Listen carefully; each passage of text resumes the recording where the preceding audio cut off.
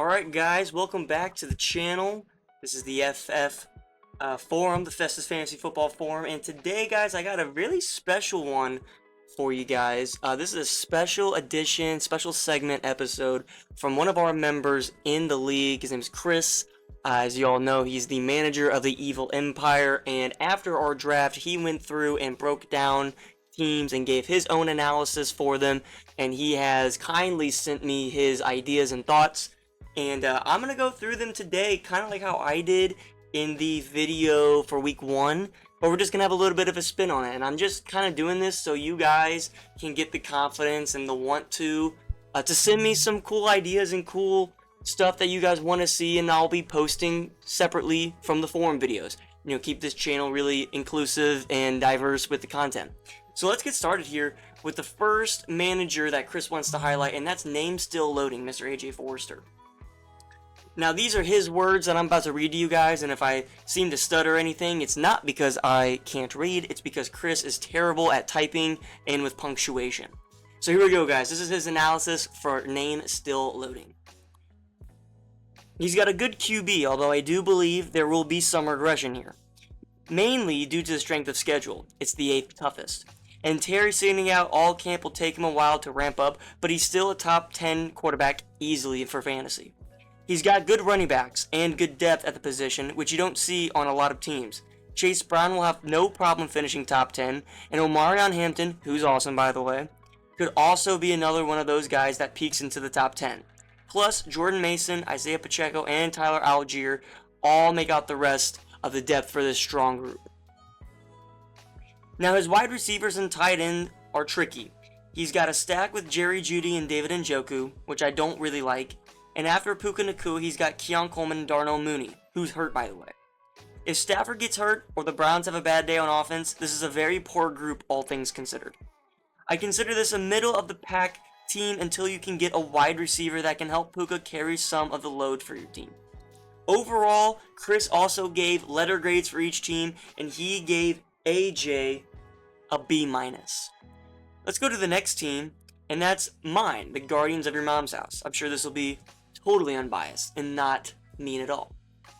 He decided to wait on quarterback until the later rounds, which is a solid strategy, and these are the best group of pass catchers that Dak has ever had. The upside is certainly there. Out of his 9 seasons though, he's only averaged 20 plus points over a full season 3 times. So to me, it's risky, but not as bad as some other guys will finish. If he stays healthy all year, you can definitely see him as a fringe top 10 quarterback. In terms of running backs, this isn't the weakest group, but it's certainly not the strongest. Kyron Williams will be a volume monster and should easily finish top 10. But after that, I don't think he has a running back that can crack the top 20.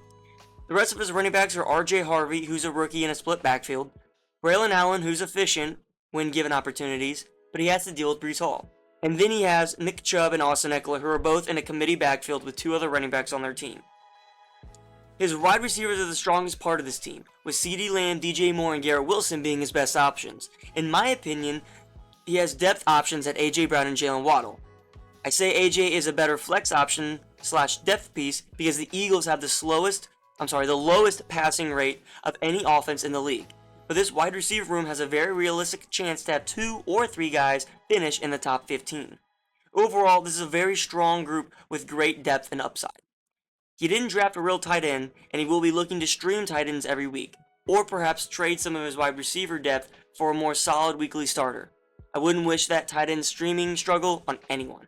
Overall, he gave the Guardians a B-. Next up, we're going to go to Austin Dudgeon, manager of Team DD.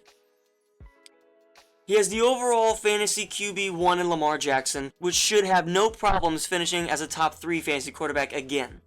His running backs are tricky because he has Saquon and James Conner, but after that he really doesn't have anyone, especially to fill in for a bye week or injury. Saquon is entering his age 28 season and is coming off a monster season. Also, he's the Madden cover athlete, and I don't remember the last time a cover athlete actually did good the next year. But if he has any injuries, I don't think Tank Bigsby or Cam Skattebo will be good long-term options. His wide receiver room isn't bad by any means. A lot of upside in guys like Ricky Pearsall and Xavier Worthy, who got hurt by the way today. But we just don't know what the target share will look like once Ayuk and Rashee Rice return. so that could be a potential problem for him in the long part of the season. Perhaps he trades them while their value is high for more reliable pass catchers, but to offset some of those woes, he's got Brock Bowers, who, as we know, had a historical rookie tight end season. But with new offensive coordinator Chip Kelly, I just don't see those numbers increasing. If anything, they probably dip. He's still, though, a top 5 fantasy tight end. He also has Jacoby Myers, who is a stack with Brock Bowers. He gave Austin a C draft grade / team grade. Moving on here to the Dogs, Mr. Tyler Wright's team. He's got top 5 fantasy quarterback Joe Burrow, who again is going to have to throw for 40 plus touchdowns this year to win ball games. He's got a strong running back room with Bijan Robinson leading the way, who's going to be an easy top 5 running back this year. And he has 2 upside guys I really like in Travion Henderson and Jaden Blue, who in my opinion both have paths to be RB1 for their teams. Patriots' backfield will be more of a timeshare than Dallas's backfield, where Jaden Blue has a very realistic path to be the Cowboys' RB1 this season. Those are the only running backs he has, so there's literally no other depth on the team, but there is upside. His wide receivers are interesting. No clear-cut wide receiver 1s on his roster, but some of the best wide receiver 2s you can have in fantasy football. T. Higgins and Joe Burrow will be a great stack. Along with him, he has Igbuka and Travis Hunter.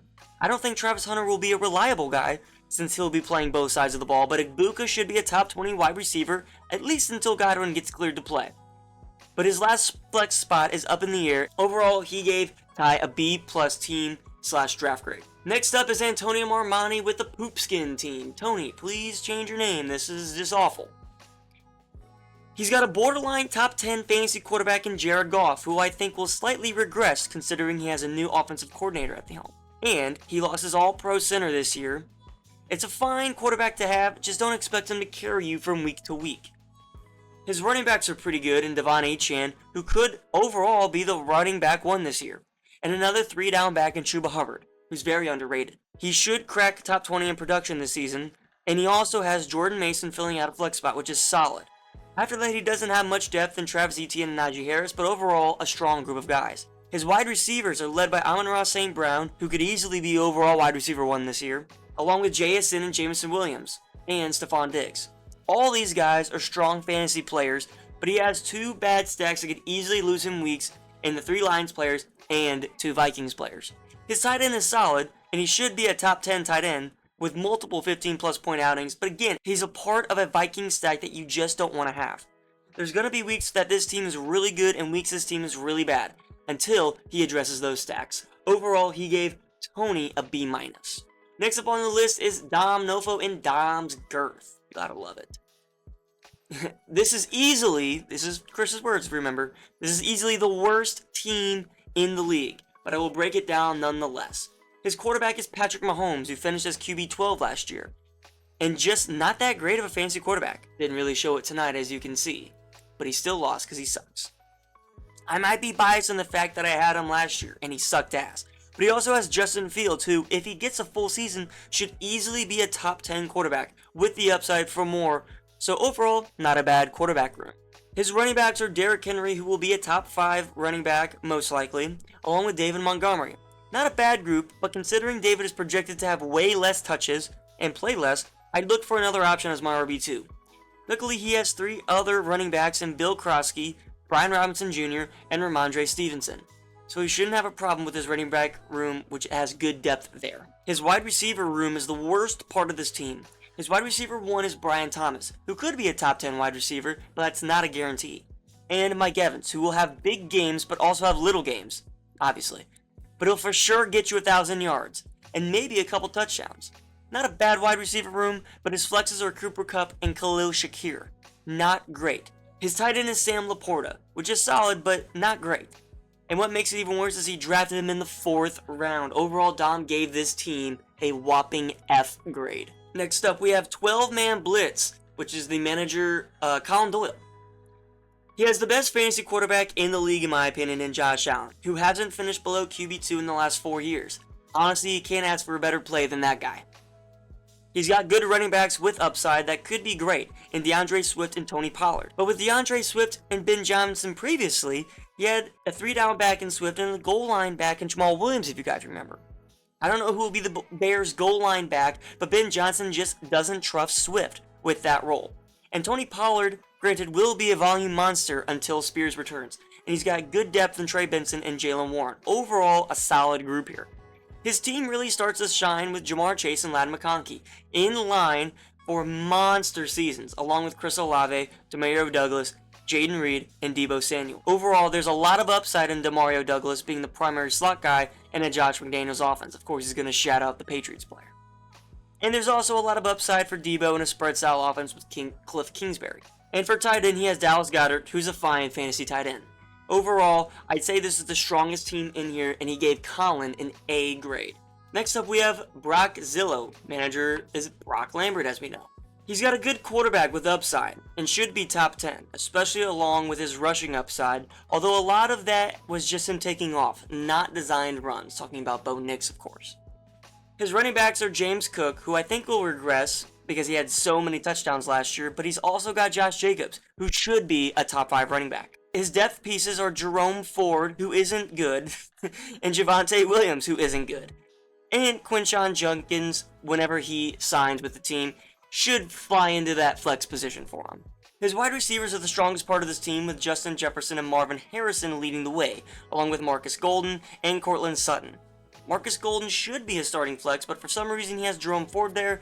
I don't know about all that. His tight end Tyler Warren could finish top 5 this year as long as Daniel Jones is the starting quarterback. Overall, I'd say he has a good team that should be in the playoffs. He gave Brock a B+. Next up, let's go to Mez and Can't Chubb check. He has a good quarterback in Baker Mayfield, but I think he'll have regression. The O-line is slightly injured, and Chris Godwin is not available for the first several weeks of the season, along with Cade Otton being hurt as well. But he's got a strong group of running backs behind him, along with Mike Evans and Igbuka to throw to. I think we've seen his ceiling. This is the best group of running backs in the league. Even with zero depth, he has CMC, who, if healthy all year, should be the fantasy RB1, along with Jonathan Taylor and Kenneth Walker, who should both have better seasons than last year. Walker has to deal with Zach Charbonnet, but ultimately he's the better back. Comparatively, these running backs could carry him into the playoffs or be the reason he doesn't make it. He's got big names at the wide receiver position with Scary Terry, who might be slow out of the gate, and Devontae Smith, who's a great wide receiver too, but again, the Eagles passed the lowest of any team in the league, along with Michael Pittman, Keenan Allen, Hollywood Brown, and Chris Godwin.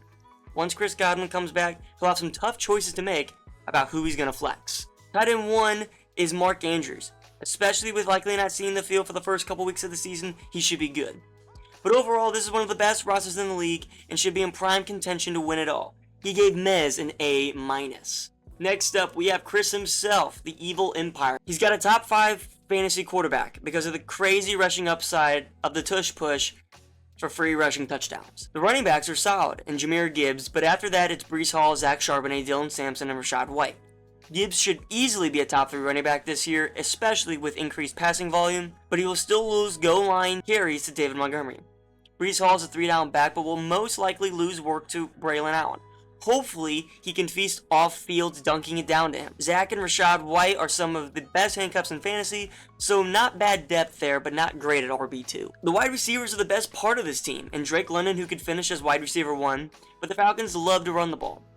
Tyreek Hill should bounce back to a similar season in 2022 and 2023, because he was dealing with a wrist injury all year, and he didn't have Tua for multiple weeks. To fill in the flex spots, he's got Rome Odunze and Rashid Shaheed, who both have strong upside. Also has Rashee Rice and Jordan Addison on the bench, who are suspended, but once they come back, this could be one of the best wide receiver groups in the fantasy league. Overall, I'd say this is a playoff team. It just depends on what the record is once the suspended players come back. Overall, he gave Chris's team a B. Next up, we have Bucky's Backpack. Manager is Jay Gill. His quarterback is not that great for fantasy. Speak again, buddy. They don't pass the ball nearly as much as they run. Speak again, buddy. And he doesn't have a lot of pass catchers other than Ladd. I beg to differ. His running backs are Bucky Irving, who will be a volume monster and should finish top 10 this year. He also has Tyrone Tracy, who has the majority of his backfield, and J.K. Dobbins, who should be a boomer bust type of guy. But he'll be able to provide a weekly flex production. His depth piece is Ollie Gordon and Tajay Spears, who is currently on IR, so not great depth. His wide receivers are DK Metcalf, who has no one to fight with for targets, and Malik Neighbors and Zay Flowers. His depth is Josh Downs, DeAndre Hopkins, and Jaden Higgins, who could carve out a wide receiver 2 role for himself alongside Nico Collins. A lot of volume in this wide receiver room. Once he figures out his QB situation, which I don't think he needs to because he's so awesome, he has a shot to make the playoffs. Overall, he gave Jay Gill a C. And finally, guys, we're going to get to the last team, and that's Shooter McGavin's breakfast. This is Judson's team. He has a top 10 quarterback, hopefully he means fantasy and not in the league, with upside for rushing production. His running back is Ashton Jeanty and Alvin Kamara, who should both be at least top 20 respectively, but after that, there's zero startable depth here. He has Justice Hill and Caleb Johnson. If there's an injury that happens to Derrick Henry, then his running back room will look a lot better, but even then, he'll still split snaps with Keaton Mitchell. His wide receivers are the best part of this team and will most likely carry him to any type of success. He's got Nico Collins, who should finish top 10, Devontae Adams, Tedoroy McMillan, and George Pickens all have upside. Adams and Pickens could both finish top 20 at the wide receiver position, but there's not a lot of depth here in Luther Burden. His tight end is Travis Kelce, who should get plenty of targets and catches up to week 7, but just not a lot of yak. So, guys, that was all of his analysis. Let me know what you guys think in the chat or comment down below. I'm sure he'd like to see and hear too. I think it's always interesting to kind of get some other perspectives. That's not just me. But I want to go through the other kind of superlatives that he had. He listed his playoff teams that I'm going to read off for you. He has Colin winning the West again, I presume, with Mez also making the playoffs in the North. He has Ty winning the East, I presume. Judson probably sneaking into a wild card spot, along with Chris and Barack all making the playoffs. So only one player from the East making it, with 3 from the North and 2 from the West. He also listed teams that could make it if they make a trade. I'm assuming a winning trade.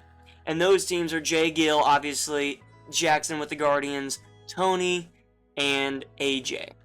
And then he has teams that flat out won't make it this year, and that is Dom with Dom's Girth and Team Didi, who I actually was a little shocked to see. Guys, that is going to do it for the video today. I hope you guys enjoyed, and if you did, like I said, please, this was Chris's analysis. If anyone else has any type of analysis, please feel free to let me know. I think a cool thing this year could be if we had some people maybe react to trades, maybe give some analysis on the trades, kind of like how we used to do with me, but maybe they do it. Just gives us some more ideas for the Fantasy League. Just trying to keep it fresh and keep new segments on the channel. So I hope you guys enjoyed, and if you did, please leave a like, comment down below, text in the chat, trade me a tight end, don't make fun of me about AJ Brown, and go Bolts, 1-0.